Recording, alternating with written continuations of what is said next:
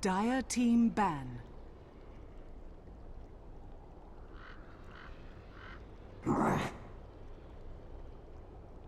Alliances turn to ban.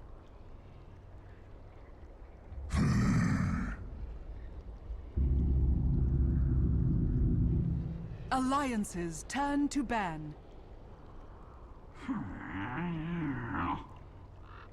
Dire team pick.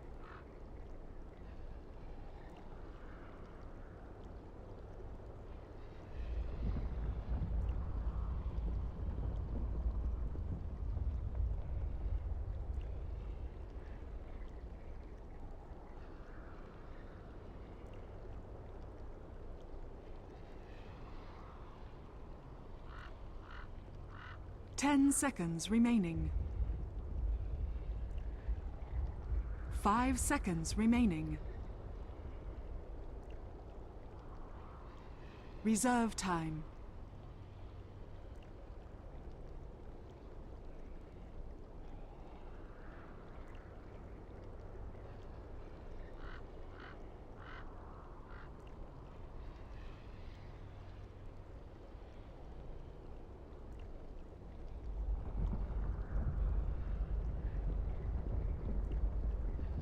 Dusk. Alliances turn to pick. Queen of Pain. The Undying wakes. Dire team pick.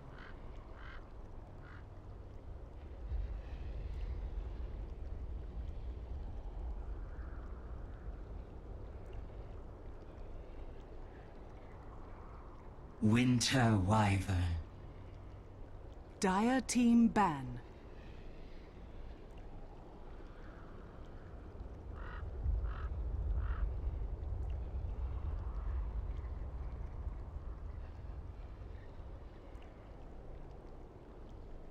Ten seconds remaining. 5 seconds remaining. Oh! Alliances turn to ban.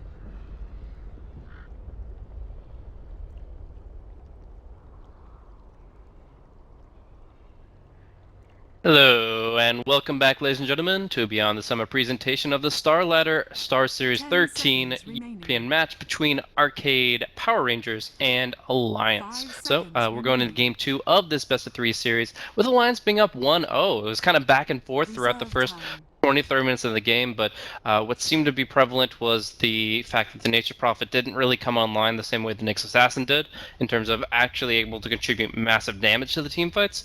The Juggernaut's build wasn't as scalable in the situations that he ended up fighting in, and the Wyvern's ultimates could only be so good. Back-to-back team fights were won by the Power Rangers, by Arcade, with the Winter Wyvern Winter's Curse, but one of them, the last one, wasn't on point enough to actually hold the high ground, and once more they got wiped out. So Alliance, they bring it back, and now we're going into Game 2 to see if they can close the series early.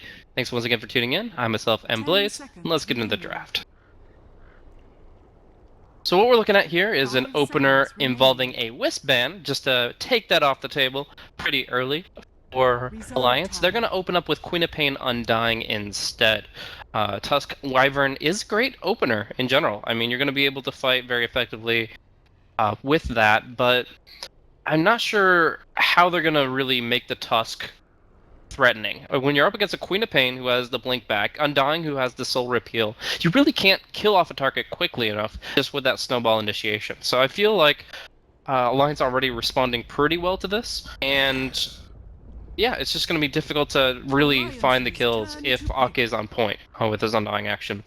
We're going to be seeing bans come through along the lines of the Broodmother and the Doom, as well as the Darkseer, but this still leaves a lot in the pool for Alliance's offlane.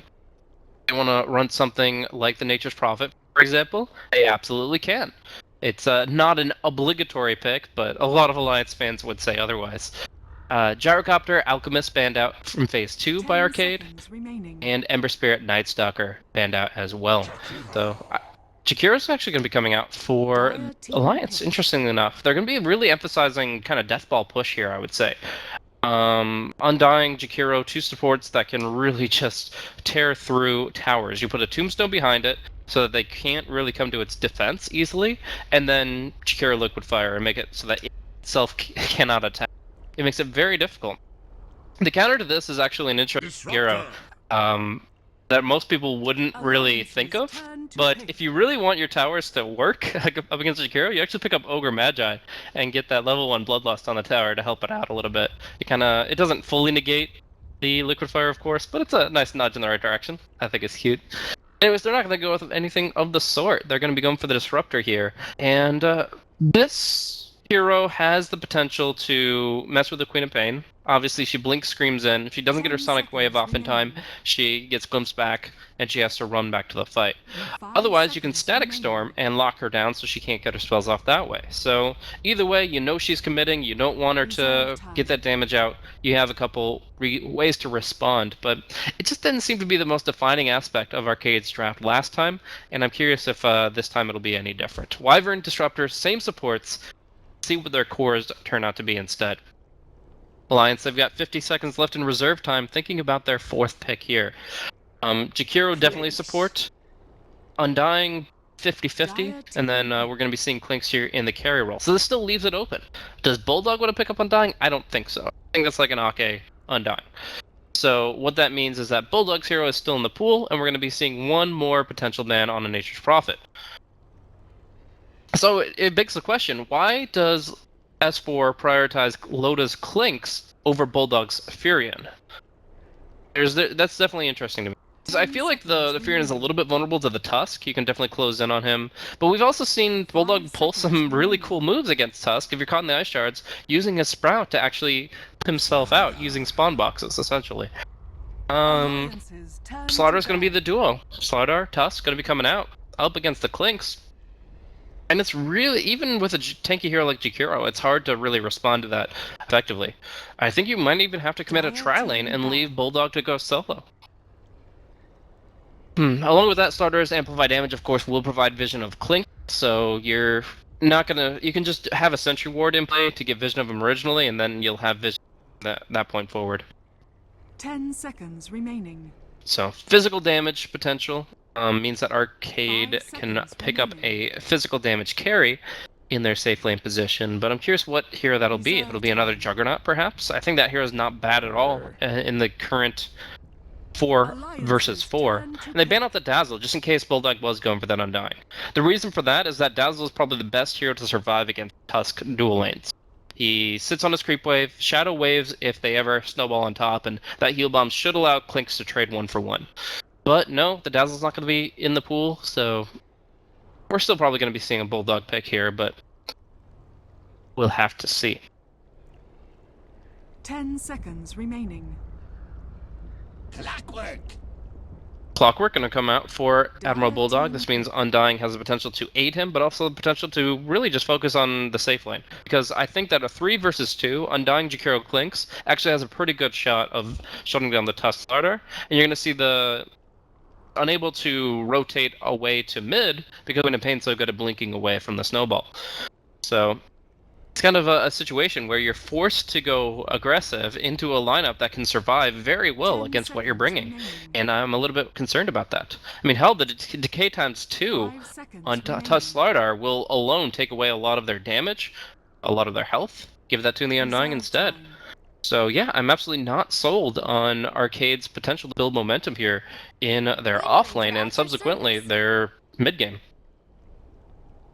Final pickup though is going to be the Wind Ranger for Barash, leaving the Starladder to be a safe laner. I think that's a good adjustment here. So instead of picking up a safe lane core and doing the Tusk Starladder offlane that you see a lot in like the North American and Chinese scenes, we're going to be seeing Tron take the safe lane Starladder, go for the Blink Rush, and then Tusk will be solo offlane, which isn't great for the Tusk, but it's certainly not bad. He'll still be able to do what he needs to do to get his levels, and look for the heavy hitting initiation. Barash Wind Ranger though, up against the Queen of Pain here. He'll be doing alright. He'll dodge out ganks until the clockwork hits 6. But you can expect the clockwork to hit 6 at a decent time here. I'm expecting Bulldog to maybe TP to the top lane, look for a ward to block the pull, and then it can go for cog play from there to really just guarantee favorable creep-equilibrium. But we'll be getting into it pronto. So let's see what we've got here. Already seen some lines drawn up the map from S4, and immediately that TP, I'm expecting the same thing. So he says, guys, assume that they're going to TP to make sure the clockwork doesn't ward. And as such, this Wyvern just wasted 75 gold. And their alternative, I think, is Bulldog's just going to ward here. It won't block any camps, but it will give good vision if anybody rotates to the rune. And you can, of course, cog knock them back. They actually see that? Oh, yes. Radiant Vision already extends to this area, so they absolutely know about this ward. And they'll be able to take care of it quickly by giving a sentry ward to the clockwork. So let's go through some introductions now that we've talked plenty of wards.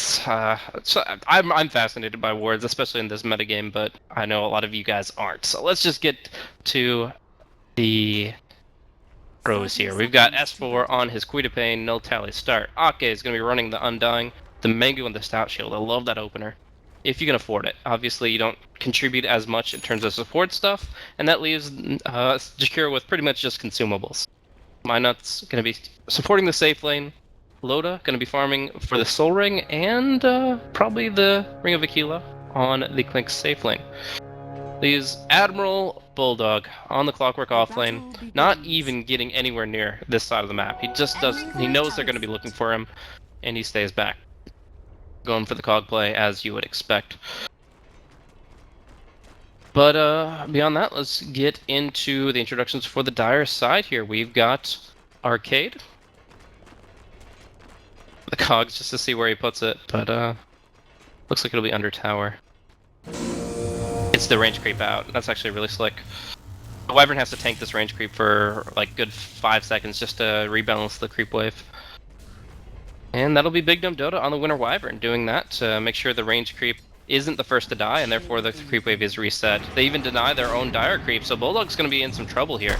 First taking about half his HP in harassment thanks to the Arctic Burn and the Crush. Won't be dying or anything, but he will be losing out on experience very soon. In the meantime, Tron does lose out on some mana, and is going to have to use that Mango for his next Crush play if it comes anytime soon. We've got Barrage here on the Wind Ranger mid, just trying to trade hits and duel it out with S4, and so far is winning out on CS. So 1 and 2 above the Queen of Pain, but that's still pretty nice. Okay, coming in with the Decay, gets actually 2 on the Starladder here, and Tron's going to be having a harder time last hitting with only 47 damage to work with here. So it is going to be 3 versus 2, but on the top lane. Whereas down bottom, Cheshire Cat is soloing on the Tusk here. Goes ahead, tangos board. Gonna get himself some HP regen to keep trading hits. 15 HP regen. It doesn't matter what damage this guy takes. So J4 has rotated back up top here for the Disruptor, and they're gonna be able to control this top lane decently. We'll have to keep an eye for ARCADE's movements though. He might be able to give us some surprises here. I personally am not that big of a fan of Undying this patch after all the nerfs, but I'm excited to see what Dying can, or ARCADE can do with it firsthand, because I know that they pick it a lot anyways. And obviously it comes down to how you use the hero, right? So we're going to see S4 look for the regen rune. No power shot available to take it off now. I mean, Queen of Pain is very, very happy in her laning situation now. Could just jump on Barrage, who has yet to pick up his bottle, and this is going to really hurt. Maybe even look for the dive, but would be ill-advised with Cheshire Cat coming in. Ice Shard, Snowball, S4, without a blink, is going to have to use his healing self, and will actually survive thanks to the lack of mana on Barrage. Cheshire Cat now is going to take the mid lane while Barrage heads back and get Courier figured out. It's not a flying Courier yet, but just going to go ahead and take the bottle sips and not go for the bottle crow play. Soul Ring out for Clinks. He's going to be able to spam out that death pack now, and it's on a shorter cooldown than ever. It's a really strong way to not only farm creeps quickly, but then boost your Quink ganks. ARCADE's level 2, holding onto the skill point, considering his options. What does he want to do with next level. What is going to be the best? You can get somebody in cogs. Tombstone's probably a lot better, but you also have to put it in a position that's not going to be killed off immediately, or it becomes pretty pointless pretty quickly. Dire's bottom tower. Liquid Fire starting to harass the tier 1 tower for the first time as Cheshire Cat finally makes his way back to his home lane. Rosh did end up bottle crowing just kind of belatedly. S4 doesn't seem to need it. He's got so much coverage from his allies here. He can easily rotate the Undying to cover up the rune here, and that's going to be guaranteed for the Queen of Pain. Down bottom, they're still hitting this tower really hard between the Burning Spears and the Liquid Fire. This thing's going to drop to 3/4 HP. Rosh is going to try to go for this rune here, but I'm not sure if it'll work out. S4 does claim the bounty for himself. Now Disruptor gets the kinetic onto Queen of Pain. Him going for that aggressive blink will actually cost him his life as Rosh finishes him off for the first blood. So, I really expected ARCADE to make more of a rotation down there, but it looks like he's committed to really shredding Tron here. He goes for the pull, and he has to kind of babysit that to make sure that it's as effective as possible. One aspect of it, I guess, would be the ward here. The Disruptor was visible only a few, like about the exact second that the Queen of Pain made her blink play, and there she was committed to that exchange. Cost her life. Ranger, on the other hand, goes for the double null tally, and Barash really is just focused exclusively on the laning phase. We'll see up top here, the Tombstone get focused down by our support. They'll be perfectly fine to not only kill off Clockwork, but put some hits onto Ake as well.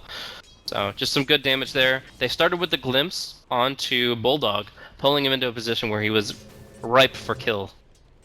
But other than that, some more damage back and forth. S4 and Barash. Power shot, but that would not mean a kill. So yeah, this double null tally, it really is just committing to the lane hard. You would see boots otherwise. Disruptor, you can see his inventory. He has certainly bought out every possible item he could before he does end up suiciding to the neutrals to bring himself back up to full HP and mana.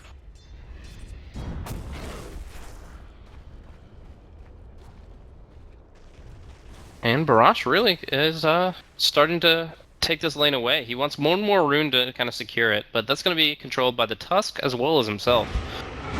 Bulldog, can they get the glimpse back? They certainly can. It looks like Bulldog's in some trouble once again. He'll get the cog knockback, but his only option is to head deep, and this just does not bode well against the sprint of the Starladder. Moving in, Shockwave, Splinter Blast, and the Crush, and Tron picks himself up. First kill of the game. This can be a pretty well-timed Blink Dagger. Farm is only 22 and 2, but getting in the kill and assist, he's now up to 2,100 net worth.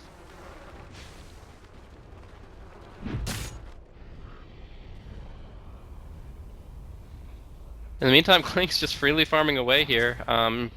Not level 6, wouldn't have even really had many chances to go into the jungle to use Death Tap. He should be looking to push the tower pretty soon. Just pop that Bassi and go to town on the tier 1. I mean, that's the kind of the point of these two heroes, the double Liquid Fire and the max searing arrows. You really want to the fact that Tusk is trying to leave the lane.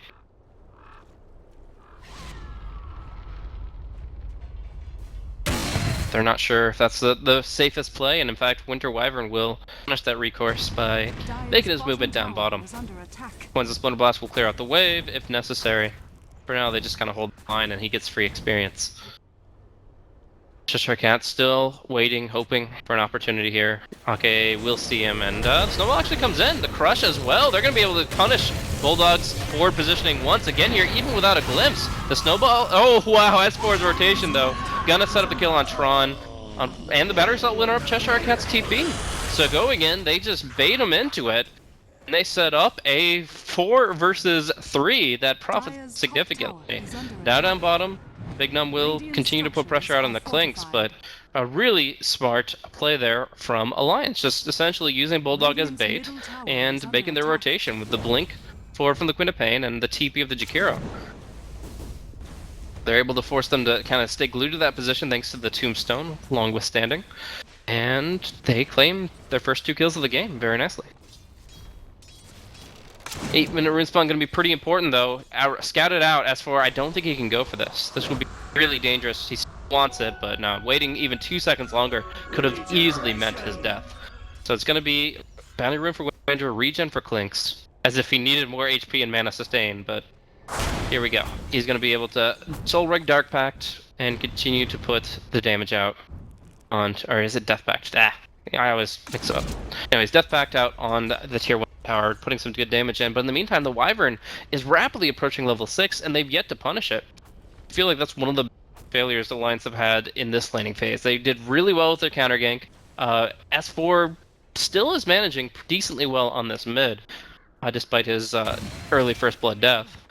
But what they haven't done is killed off this tower while the Tusk is away, and they haven't punished the Wyvern for coming down to defend it.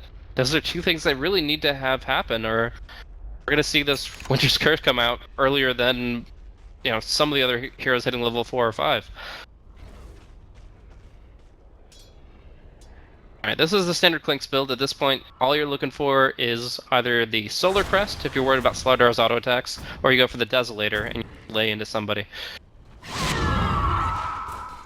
S4 farming some stacks, getting some good income, but not going to be enough to offset the lead the Wind Ranger already has. If you look at it though, that net worth lead is committed to it, that second Null Talisman, so it's not really that palpable. He's not getting like a faster Academ Scepter, a Blink Dagger, anything like that. We're going to see a smoke movement here from Alliance. They've got 3-man movement, they've got the hookshot to lead. Definitely not the one kill, but will it be on a core or a support? Easy kill is going to be the Disruptor, the harder one will be Tron. And they'll make their move. Courier will be scouted out, but Bulldog wants a lot more than the Donkey here. Well, as I say that, it looks like S4 will just pick it up for himself? No. Not under tower. They have bigger fish to fry. And they're going to look for their opening up top, knowing how many retaliatory TPs there might be. But, lucky for them, Wind Ranger just TP'd bottom to make a go onto Loda. But we're going to look up top while we have them selected. J4 going to be the first to be isolated. The Cog knockback kind of negate the Glimpse's impact. Ake needs to get some spells out quickly or he's going to be going down. Does not get a single spell. It's going to be now on S4 to do most of the work. Loda comes in. Death Pact still active. Will two-shot Tron. They need a little bit more for rotating their core. J4 is not going to be killed off. So, Wind Ranger is just going to go ahead and focus fire the bottom tier 1, and this is going to be the top tier 1 going down for Alliance most likely. But you see the gold exchange, it's not much. It slightly favors Alliance, but they had to rotate the Clinks for it. So, end of the day, I actually feel like Alliance are at best equal in that exchange. Especially since Barash is getting so much face time on this tower. If only Arcade had lived a moment more to get the Soul Rip Decay off, that would have made it so much more difficult for Arcade to focus him for the kill. Just not tanky enough with support items, and Undying turns out to be a misnomer that time around. They're going to try to force Barash to put this tower into deny range, but I'm not sure if they're actually able to make the rotation, and they don't have a glyph. Barash is just going to commit for this tower, and it looks like he's got it for free. Oh no! Suddenly, we're going to be seeing Alliance put on the defensive when they'd rather be building tempo. I mean, they picked a Jakiro and a Clinks to take a tower advantage. Right now, they're -1. We'll see, however, S4 find J4 here in the jungle, the Sentry Ward. Oh, just scouting it out on the edge. So they know he's invis nearby, but they don't really have a way to find him otherwise. They also know if they need to go for a smoke here that it's clear. For now, I'm just kind of waiting, baiting. They want Cheshire Cat to be the target so they can come in and rescue him, but it looks like there won't be any fight on the mid lane just yet. Loda in a great position to find a quick kill though. Even with Sentry Wards, this might be just a freebie. They know that Sentry Ward's there, but I don't even know if they care. Like, there's just so much damage on this Clinks right now. He hits for 259 damage. With the medallion on top, popping a strafe, he should have a free kill on somebody, but we'll see. Right now it's a 3-man smoke movement, as I said, unscouted from that high ground position. It's going to pick off Bulldog with the snowball here. Loda might be able to go for a return kill, but right now they've got to get the rotations. That's for big Sonic Wave, big scream, and here comes Loda laying and brings down Cheshire Cat. And despite the ultimates, he gets the kill off the Winter Wyvern too. Barash in some trouble, out of Windrun, and they only kill Bulldog in the end. Oh, Loda, the perfect setup for him with that DD rune. Oh, that Ice Path actually hits Tron in base. Ice Frog, please make that hit faster. But it doesn't trigger. Nevertheless, Alliance pulling massively ahead thanks to double damage rune. And it really was S4's combo that did the most damage. 2 screams, 1 massive sonic wave on 3 heroes. And he's actually able to do the 2k, whereas Klinks just kind of cleans it up with some heavy autos. I see Nuts here, isolated, looks like a freebie for them, and they'll put Tower Deny Range. It'll be something Arcade are happy to take care of for them. Dire's top tower Still, has been Tron's denied. safe lane farm hasn't allotted him very much. Only 3,500 net worth means the Blink Dagger's still very far away. They really need to ramp up his farm to make up for the fact that they committed the entire safe lane to him. Look at net worth, nearly 3k favoring Alliance. The experience, about 2,800. And Bulldog, what are you going? Is that actually going to be a Midas? Boom! There it goes. I mean, it's okay if they want to extend the game, but I'm wondering why they want to extend the game. Why would they want this game to go longer and longer, where there's more danger for them? Klinks isn't the hardest carry. Queen of Pain, Klinks caught in the shackle shot. They'll just nuke him down with every spell they've got, but they're gonna have to dust to make sure of it. And S4 might get a rebuttal here. There was a nice ice path there from Nuts, but now he's caught in the static kinetic. And he's going to be glimpsed into a dangerous mission. S4 did get the knot in the tower. S4 does a little move to dodge out the shackle. In the end, the Chikira will fall. Essentially, 2 heroes going down to Arcade's initiation. And they will, unfortunately, lose out on the tier 1 tower, but happy for the overall result.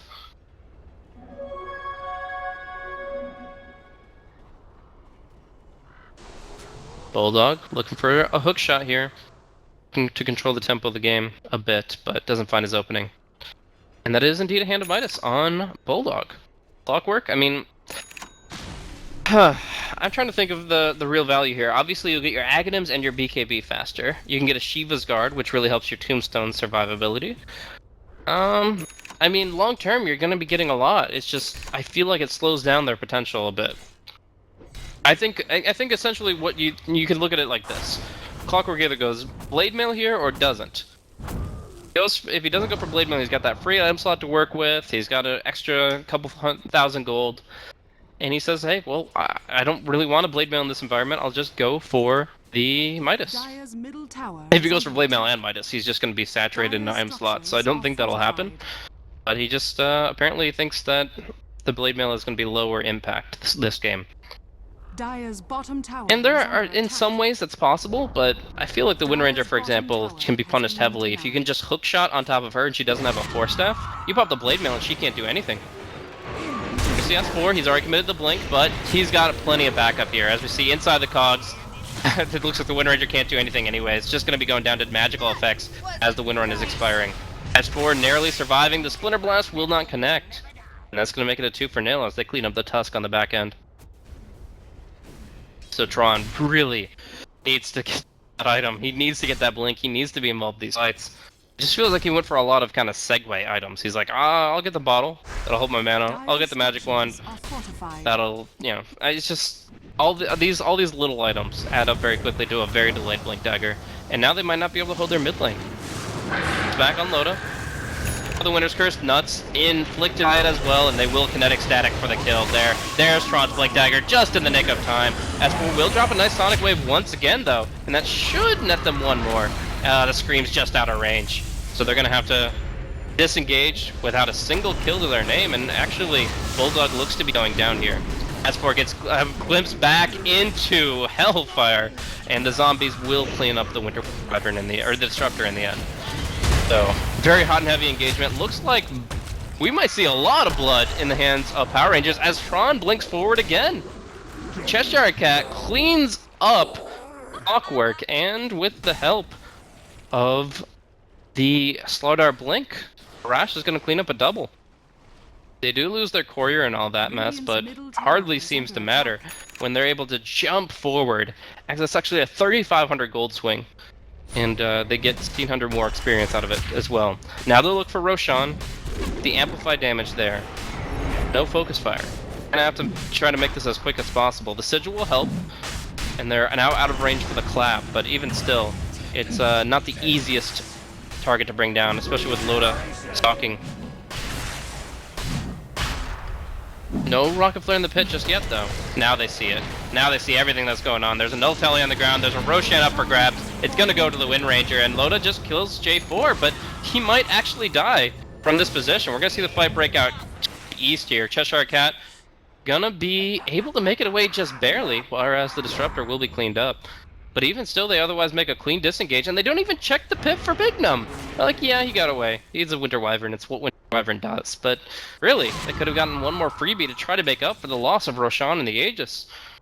Barash now has a key item for looking for the next objective. And while mid and bottom have been taken care of, they've still got a lot of towers to take down on the top lane.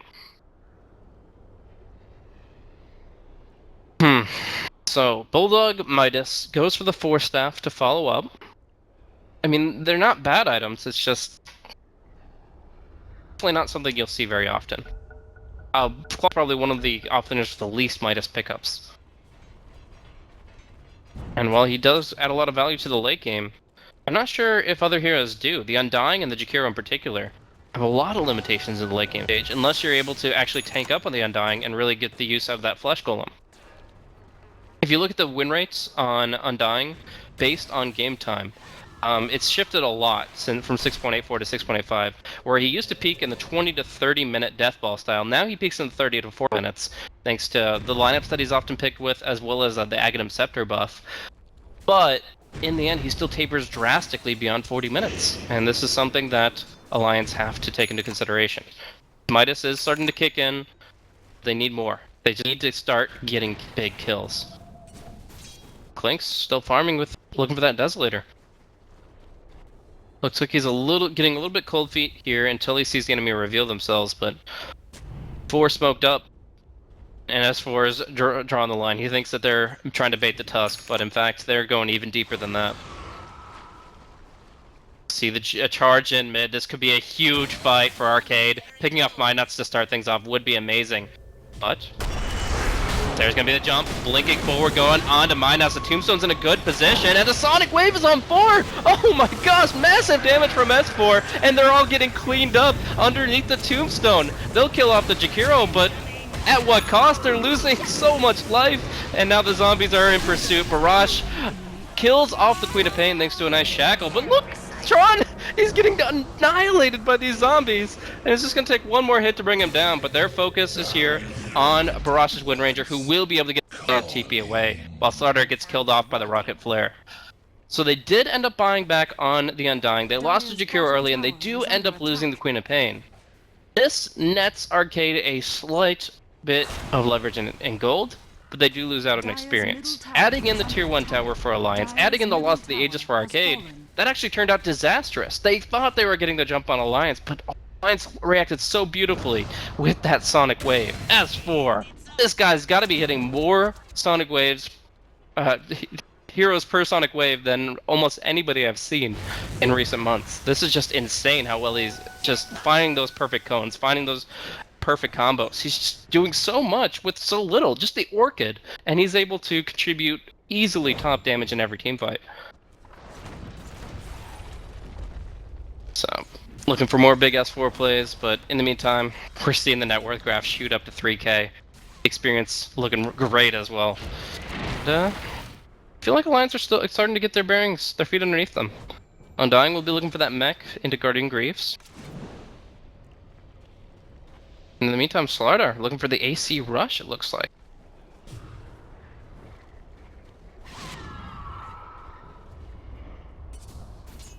Cheshire Cat, Shadow Emulated down bottom. It looks like he won't find an opening as S4 rejoins his allies and they look for a TP, or smoke, which will not be scouted. So what they should do here is lead the way with Loda. If he's going to ignore the bounty rune, and he should be looking for the kill, because when smoke pops for him, he can still keep moving with that skeleton walk and still have the element of surprise. But we have Tron and Barash very, very cautiously playing. It's going to be a rocket flood, they need to scout it out. And then they can go for the hook. Oh, the ward. Radiant Ward sees Tron, and they're going to be looking for him here with this next hook shot. Actually going to be seeing, instead of the jump to the east, Cheshire Cat glimmered up, but still taking massive fear damage, and Bulldog is the only one inside this Winter's Curse. He actually gets glimpsed away, and S4 is going to get caught by the shackle. He'll be going down quickly while Bulldog cleans up the Wind Ranger. Killing spree ended there. Nuts tries to finish off Cheshire Cat, but everybody else is converging onto Big Numb, and they're going to clean it up 4 for 1.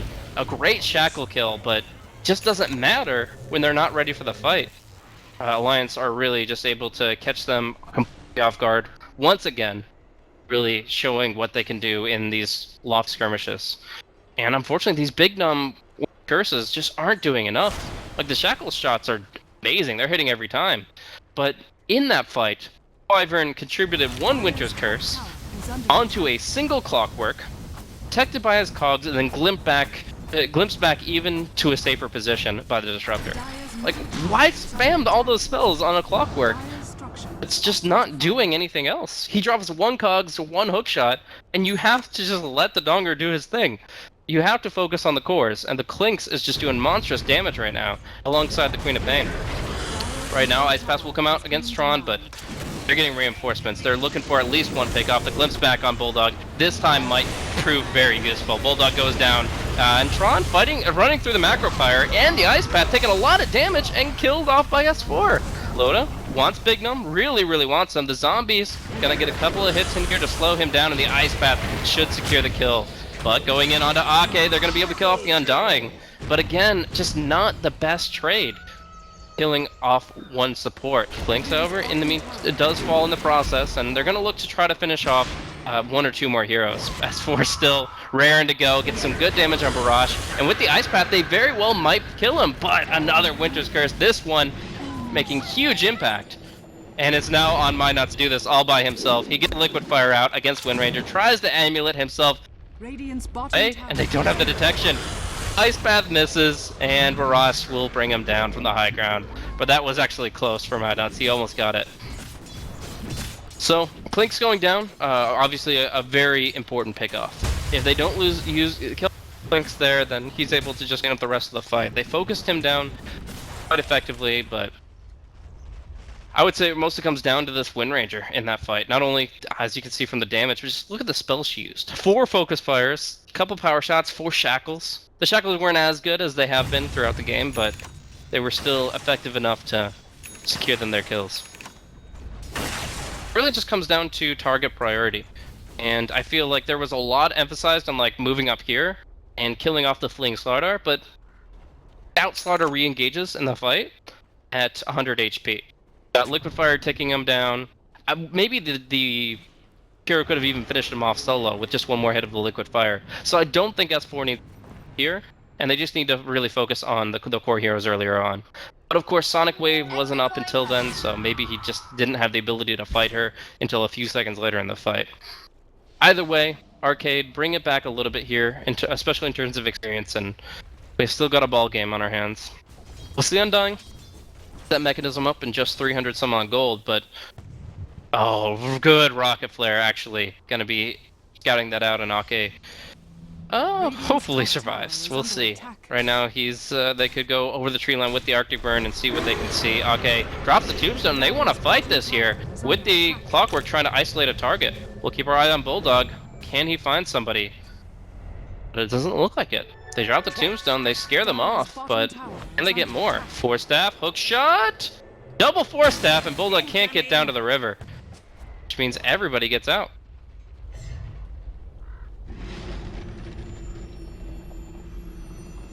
As for very aggressive chase here. Could easily be picked off if he jumps into a shackle, a static, or even just a Winter's Curse, but trying to pave the way for his team to follow up, and they almost accomplish big things, but just can't get the Clockwork on target. J4 under tower, all of them really. Tower, Tron gonna be scouted out. Gonna have to reposition. They still seem to want to fight here. They just want to make sure that they have the tools to engage. A big kinetic static could happen here. Bulldog gets blocked. It's a 2-man crush. Loda just dying. Pops the BKB, but goes down immediately thereafter. And a huge Winter's Curse onto S4. Barrage trying to finish him off, but the blink back keeps him alive. Barrage running for his life. Glimpse back on Bulldog. And that's going to be at a 2-for-1. J4 killing off some zombies, and Cheshire Cat moving in with the Shadow Blade, freshly acquired. Could he catch them off guard? It's going to be a shackle onto Bulldog, and they are going to be able to finish him off before he gets out of that. Okay, going down with him it looks like. And Nuts trying to run, but Only so many means to do so. Fly, little dragon, fly. 4 staff, but no mana for TP. Caught in the trees, and the interrupt will come through with the sigil vision. Close call, but in the end, a great fight once again from Arcade. Great target priority there, going for Loda with the double stun. It all comes down to the fact that Starladder didn't stay in the same position. He was like over here, I think, maybe over here. Anyways, he got scouted by Rocket Flare. He immediately moves back and is able to blink in onto 2. So that crush set up all of their spells for a huge fight, taking Loda completely out of the equation despite a 10-second BKB. I mean, you just don't get opportunities like that very often, and that was extremely well executed by Arcade. Still working their way back to equilibrium, though. They're looking for that to zero out the net worth graph. And they're looking to take Roshan for themselves. Amplify damage on Roche, Focus Fire there as well. And this is going to be a very quick Roshan. Rocket Flare, it's going to be a little late. They're going to see it, but nobody's really in range to jump. And that means the Roche goes to Barrage once again.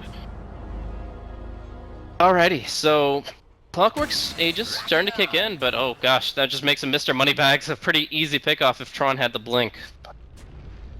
Either way, they're just going to regroup, play defensive while some very active wards come out from Arcade.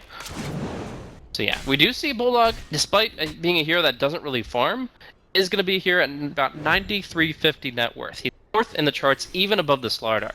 So that's some good news. The levels for Clockwork as well are at 15 because of that Midas. But he really needs to start making use of these items. He's got the 12-second cooldown hookshot, he's got the 4 staff, and in 2 consecutive fights, we really haven't seen anything out of him.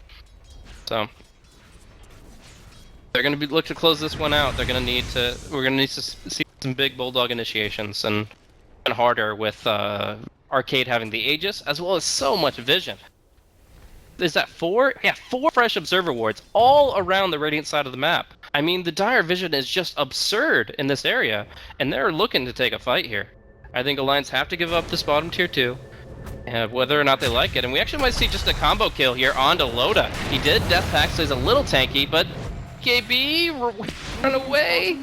Oh my gosh, he actually is able to get the Windwalk out of position. We're going to see the Winter's Curse, however, hit on S4, and in order to try to save his life, they're going to lose 2. Minut's contributing or not, it doesn't matter.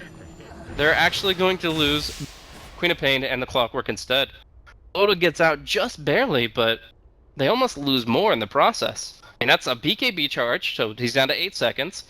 You lose the Queen of Pain, who had a DD rune bottled, and obviously Bulldog goes down once more. Now it's the entire top lane that Arcade could just look to push down. They don't really have much here. I don't even think they have any obs left available to drop down here, but let's double check.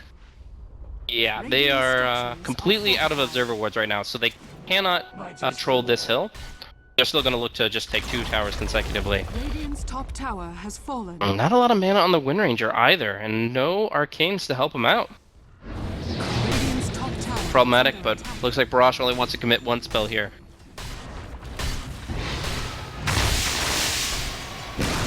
And that'll do it.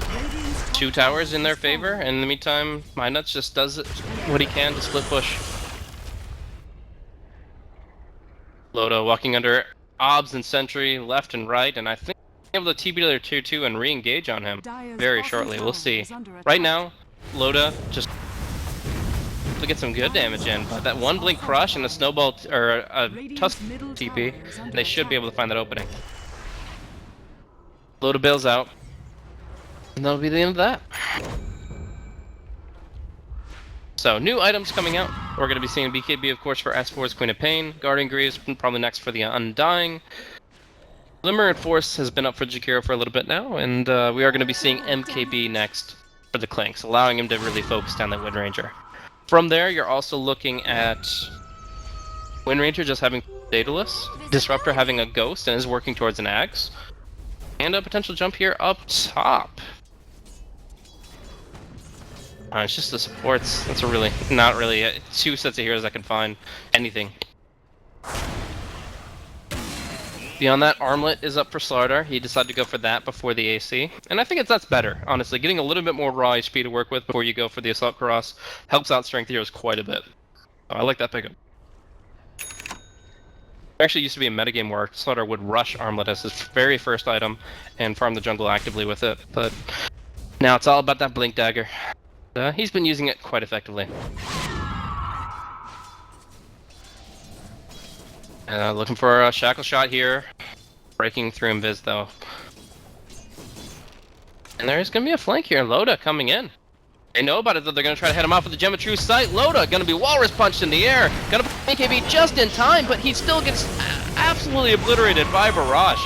Now the static kinetic coming down on Bulldog, but S4 is in the play. Looking to make use of this fresh BKB to kill off J4, who pops his ghost and is gonna be fine. Instead, S4, with the blink only having 3 seconds left, is gonna be killed off.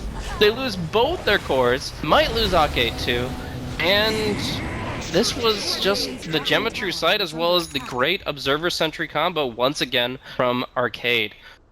Oh, Big Dumb really earning his money with these wards. Just seeing the Clinks move to the east, through this ward vision, they draw the line, they have the gem, they get the kill.